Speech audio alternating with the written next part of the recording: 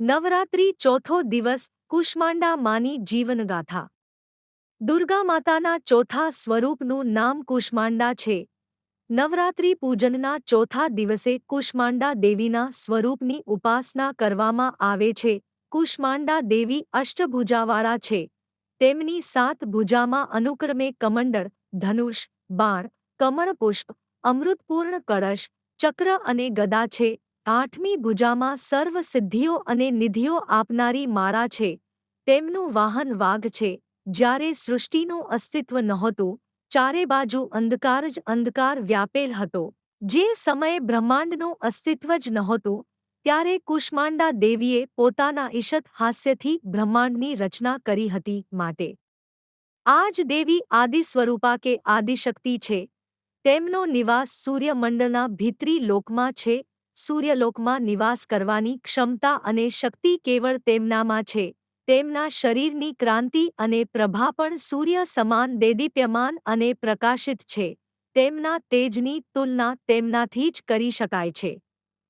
અન્ય કોઈ પણ દેવદેવી તેમના તેજ અને પ્રભાવની સમાનતા કરી શકતા નથી. તેમના તેજ અને પ્રકાશથી દશે દિશાઓ પ્રકાશિત રહે છે.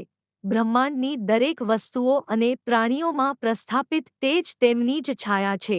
તેમને 8 ભુજાઓ છે. તેથી તેઓ અષ્ટભુજા દેવી નામે પણ પ્રખ્યાત છે. સંસ્કૃતમાં કુષ્માંડા કોળાને કહે છે.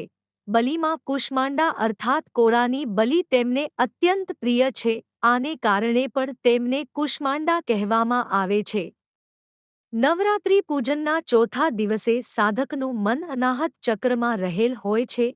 માટે આ દિવસે સાધકે અત્યંત પવિત્ર અને એકાગ્ર મનથી કુષ્માંડા દેવીના સ્વરૂપને ધ્યાનમાં રાખી પૂજા ઉપાસના આરાધનાના કાર્યમાં જોડાવું જોઈએ. માના ભક્તિ માર્ગે થોડાંક ડગલા આગળ માંડવાની સાથે ભક્ત સાધકને તેમની કૃપાનો સૂક્ષ્મ અનુભવ થવા માંડે છે. આ દુઃખરૂપ સંસાર તેના માટે અત્યંત સુખદ અને સુગમ બની જાય છે. માની ઉપાસનાથી ભક્તોના સમસ્ત રોગ શોકનો નાશ થાય છે. સાધક આધિવ્યાધિથી મુક્ત થઈ સમૃદ્ધિ અને ઉન્નતિ પ્રાપ્ત કરે છે. આયુષ્ય યશ બળ આરોગ્યની વૃદ્ધિ થાય છે. કુષ્માંડા દેવી અતિ અલ્પ સેવા અને ભક્તિથી પ્રસન્ન થઈ જાય છે.